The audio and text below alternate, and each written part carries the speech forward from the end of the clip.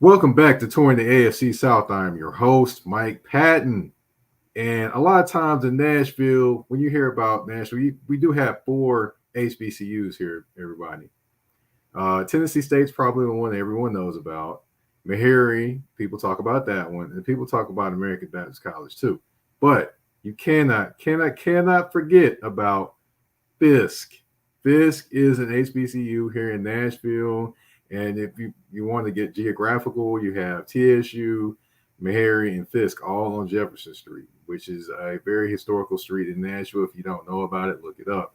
But I wanted to bring on tonight my guest, Fisk, Sports Information Director. And of course, he's been in Nashville long enough. You might as well call him a Nashvilleian at this point. Mr. Scott Wallace. What's going on, man? What's going on, Mike? Man, let me just say I'm very proud of what you're doing, man. I've been following you for a very long time. You're doing your thing, man. And guys like me that are older than you, man, look back and we see what you're doing, and we really appreciate it, man.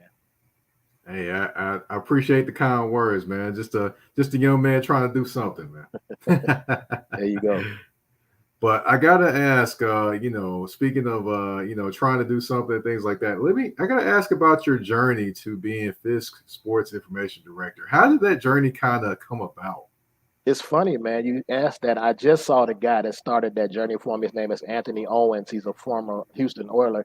He was the he was the athletic director at Fisk, and my wife knows his wife. They're both in AKA, and they asked, did they know anybody that could? They asked her if they knew anybody that could announce, and she said, "Yeah, my husband can announce a little bit." That's when I first my first announcing job was that, and then they put a laptop in front of me and said, "Hey, man, we need you to figure out how to do stats as well." So I did the stats announce there. Then I went on and worked there with him for a couple of years. And then, guy that we both know and love, Penny Collins. My wife was working at TSU. We did a show called Bench Press. Jason Sales, Mike McKinley Young, who you know really well, Junior was on that show. My son, and and Penny was on the show, and I told him, I said, "Man, I love to work with you." He was at Columbia State at the time, Mm-hmm. and so that just so happened Fisk let me go, and so I was wide open. So then Penny picked me up, and at that year he had just went to the JUCO championships with the number one player in the nation, T.J. Dunnins, T.J. Cromer, and some others, some local guys, Jamonte Graham, and all that. And so I worked with him for a year, and I tell you, we became such good friends. And a lot of people don't know, the fact that he and I have worked together for a very long time. They think it's just TSU, but I've been around Penny for many, many years. And so I did that. Then of course Penny went on to East Tennessee State and Illinois State, then back at TSU. By that time, I went back to Fisk, and then we got guys like Kenny Anderson, and now we got gymnastics, and we got a great women's coach coming in, Victoria Crawford. And so that's my journey to Fisk University. Also, with on the back end, I've been working at TSU, helping out a little bit over there, working with East Nashville Magnet High School, who in the time that I've been there have won the girls and boys state championship, which I'm very proud of. So that's my journey, man. It's in short, it's been a long time, and you see the grays on my face to see that I've been around a little bit. I hear you there. I hear you there. Now, as far as everyone who's not aware, yes, that Kenny Anderson, That yeah, Kenny former Anderson. NBA star Kenny Anderson, point guard, Georgia Tech, Yep. yes, that guy. So just so everyone is aware, because they could be thinking it's Kenny Anderson that's in Nashville, and I don't know any Kenny Anderson in Nashville, but I'm just saying. No, not the one Um, that played for the Cincinnati Bengals either. This is the guy that played in the NBA 17 years. Number two pick in the draft, played for Georgia Tech. Matter of fact, my company, Wallace Media Groups, we are the local. Um, we handle his media credentials and things like that, and we get him out there a little bit. So he's one of my clients, and great guy, and guy that really loves to tell his story, and his story is a tragic story at times, but he doesn't mind sharing it because what he's at Fisk for is to show these young men and young ladies how to do it, and not to make the same mistakes he did. We all make mistakes. He doesn't mind sharing his mistakes. That's what I love about him. yeah, he definitely is a good guy. I've spoke to him a couple times. He definitely is a good guy. Yep. Now, For those that are not aware, let's talk about Fisk. You know, the Yeah, history of Fisk, you know, for those that are not aware, Music City is not because of country music. right. Music City is because of the Fisk Jubilee Singers, and they got that nickname or the Music City because of the Queen, correct? Queen of England. Yes, they Yep. went over to sing with the Queen of England back in the 1800s or something like that. And she said Nashville is the music city. And see, people think that is country music because the CMAs and things like that. That's great. But it originated from the Fisk Jubilee Singers, who won a Grammy a couple of years ago. And they, that they are, I mean, to have that and all of the history, the John Lewis's of the world, the Diane Nash's of the world, MLK's been on campus and all that. When you go on campus, you can tell probably hasn't been upgraded since they've been there as well.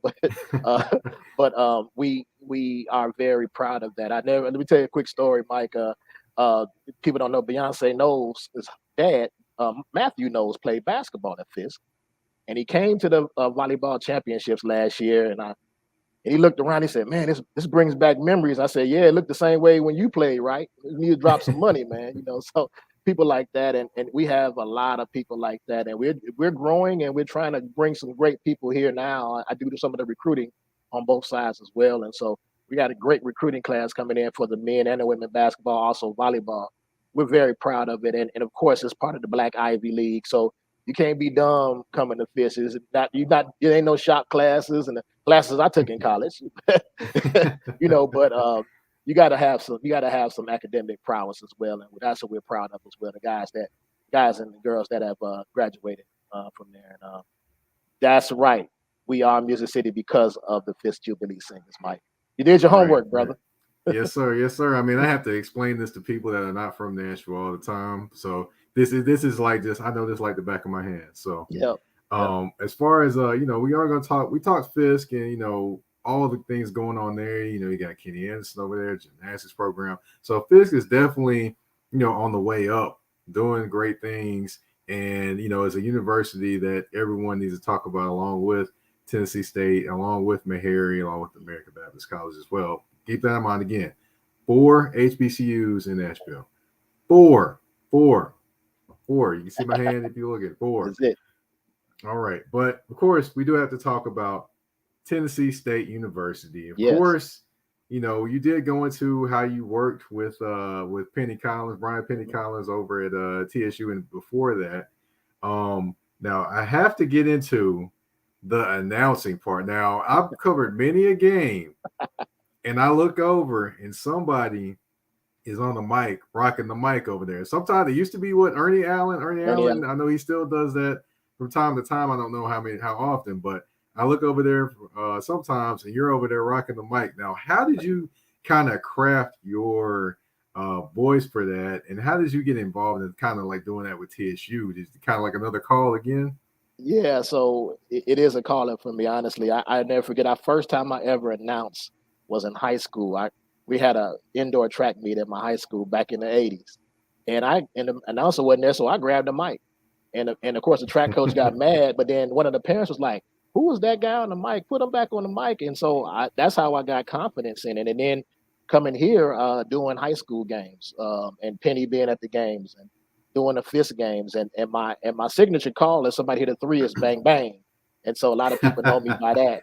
And what happened was Ernie, he's a long time announcer, and during COVID previous year he didn't announce, and so they had announcer opening for volleyball. I don't know if you knew that. I did volleyball for Fisk and TSU, and Wow, so I did the that's first all. I did the first volleyball game that they had at the Gentry Center, and it was like people were like, "Who is that guy?" And so after that, Ernie, when it was like a little changeover in the SID and the over there, Ernie doesn't do back to back games. He doesn't like doing women's games. So I was doing the women's game. And then Ernie would be sometimes, it was a lot of snow this time, so Ernie couldn't make it. So I would do the men and women game sometimes. So I would basically fill in for the great Ernie Allen, who's just a historic guy at TSU. He does football, he does the band, he does all those. And so that's how I started it. And then, at a HBCU, one thing about it, you got to be able to do more than one thing. So I also do the clock. So some games I did the clock and I did the PA at the same time. And don't tell the OVC that, because they would get very upset. But you got to do what you got to do, man. When you had an HBCU. So That's for true. me, it's not foreign because I do the electronic stats and the PA for Fisk. I do the music, electronic stats, and PA for East Nashville Magnet. So you got to learn how to do more than one thing. And my dad always taught me, just don't be a one trick pony, man. Learn everything. When you go to a job, learn everything. If you're the janitor, learn how to turn the lights on. Learn how to do whatever it is you need to do, because you never know when you're going to be needed, and that makes you less expendable when you can do more than one thing. So that's been my claim to fame, is Mike is be able to do more than, like you can do the podcast, or you can write, and you can do all these things. So you got to be able to do more than one thing, and that's what I try to train people. And also, my wife and I have a training program. We train young men and women to do more than one thing, and we're very proud to have some people producing on CNN now. If you go to the TSU games, the ones that do the ESPN feed, 3 or 4 of them work through our program, and they have learned how to do more than one thing, because they know that if somebody doesn't show up, then they can just step into that role. So that's how it got started. Bang bang is my call, and nobody better take that away. I hear people trying to do it, but it's not as good as me.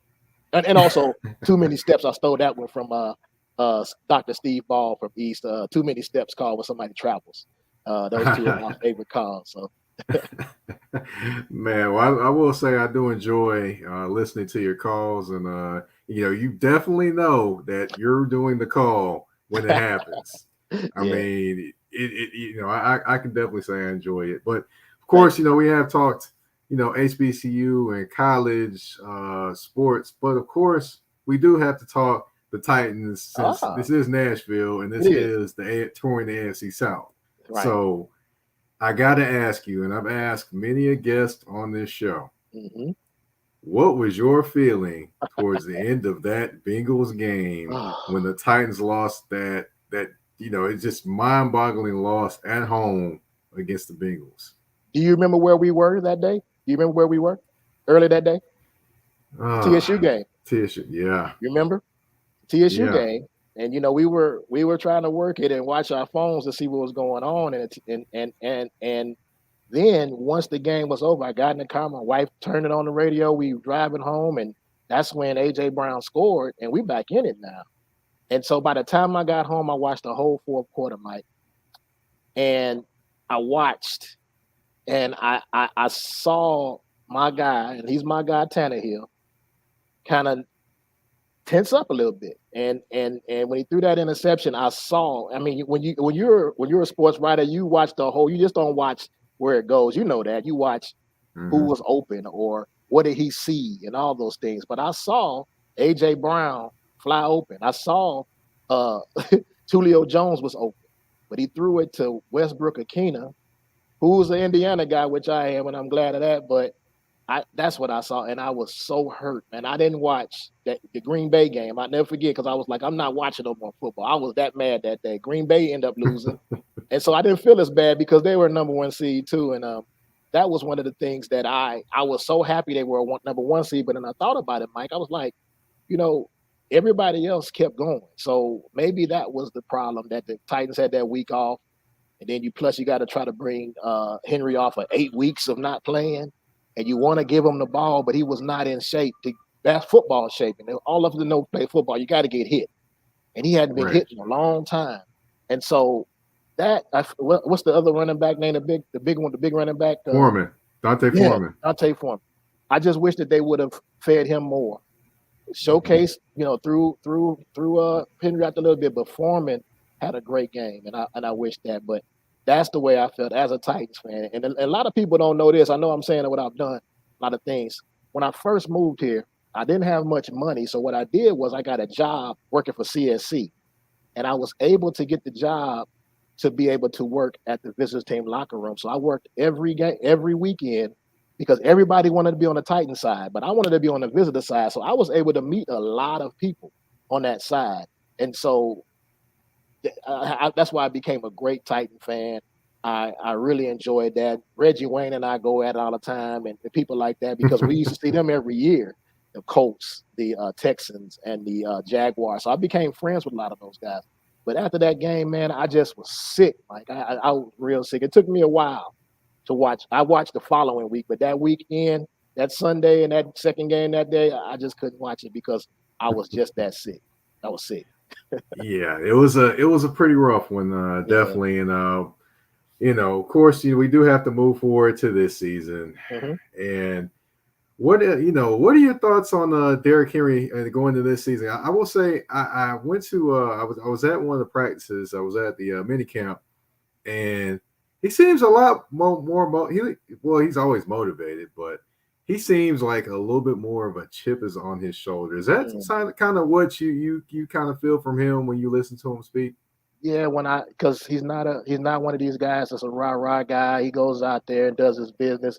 I think that I think that he felt he was RoboCop and he was not going to get hurt, and that he probably was more hurt than all of us were. And to see that the team still succeeded without him, right? And so he wanted to make sure now that he's ready. And what I saw a few interviews with him. I saw some clips of him. He looks like he's the Derrick Henry of old. And I think that now everyone that comes off of an injury, the biggest thing is the mental side. He's going to be physical. But it's the mental side. What happens when I cut? What if happens somebody grabs this ankle? What happens, the next day after a game? So the mental side is what he's going to have to really work on. I think the physical side, you never have to worry about that with Derrick Henry. But it's going to be the mental side. First time coming off of an injury, Mike. So you got to remember that. But I think that what John Robinson has done and Mike Vrabel has done, we lost A.J. Brown.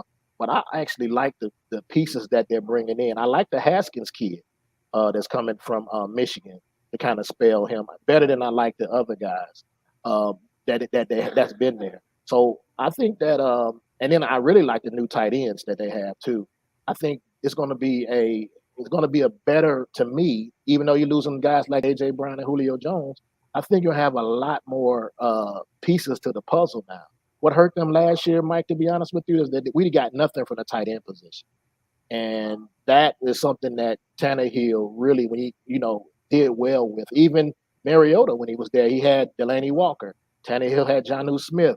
I know Ferguson, he's a better second tight end than he is a number one tight end. He showed that. So I think that when you talk about Derrick Henry, taking the workload off of him, not getting 400 carries, maybe 330 or something like that, but still getting his yards is going to be a big thing. But it's not going to have. It's going to have. I know Titans don't run first team, but it's going to have to be the tight ends. It's going to have to be Bobby Trees. It's going to have to be guys like that to really step up to be able to make something happen. And of course, if we can get the same thing from the defense as well.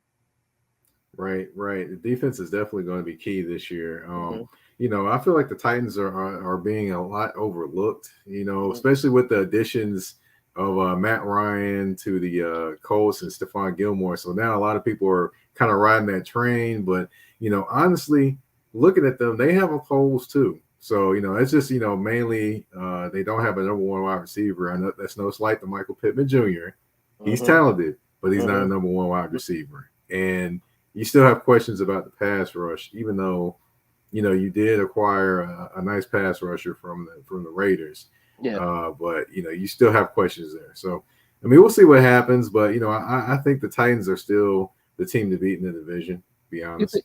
And you think about it, they lost their defensive coordinator. Eberflus was a key to that defense. Now you got a new guy coming in. The same thing the Titans had to deal with last year with a new offensive coordinator. Now they had a new defensive coordinator 2 years ago, and we struggled that year. Last year we did much better. Now the Colts have to have a new defense. I know they got Weapon Leonard and all those guys, but now you got a new system coming in, a new guy calling the plays and things like that. That's key.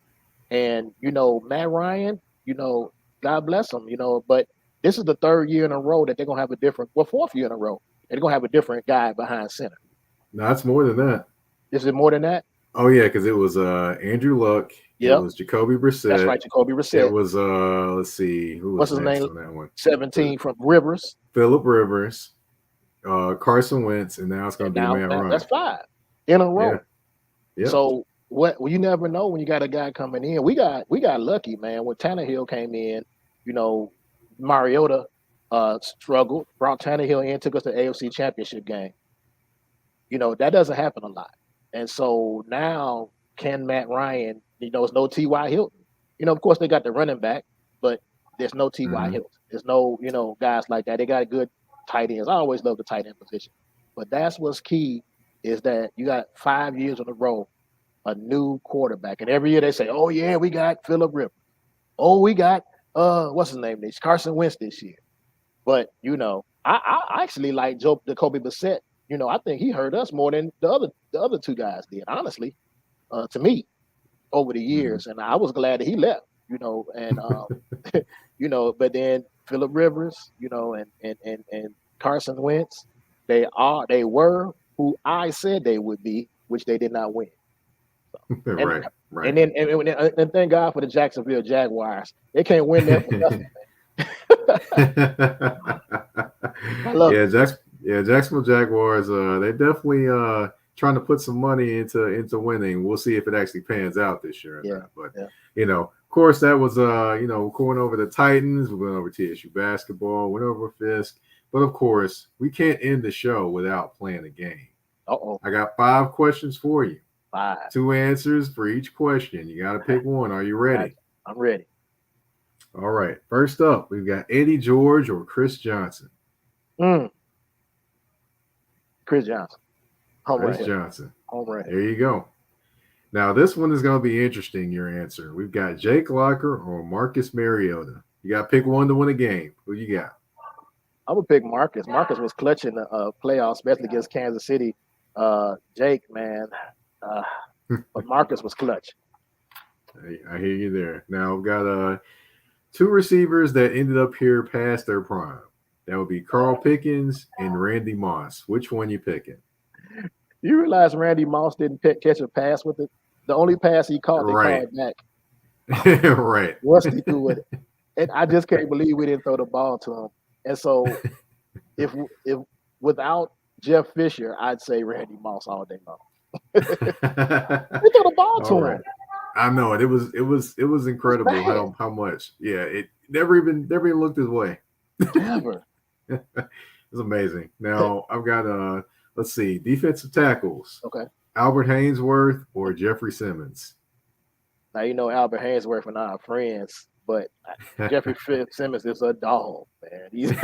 That dude is a dog, and Haynesworth had that mean streak, and I tease him all the time. I talk to him, but Jeffrey Simmons, man, even though he's only been there for 3 years, and Haynesworth had about 5 or 6 years, but Jeffrey Simmons is gonna be that. He's gonna be that guy. He's there, man.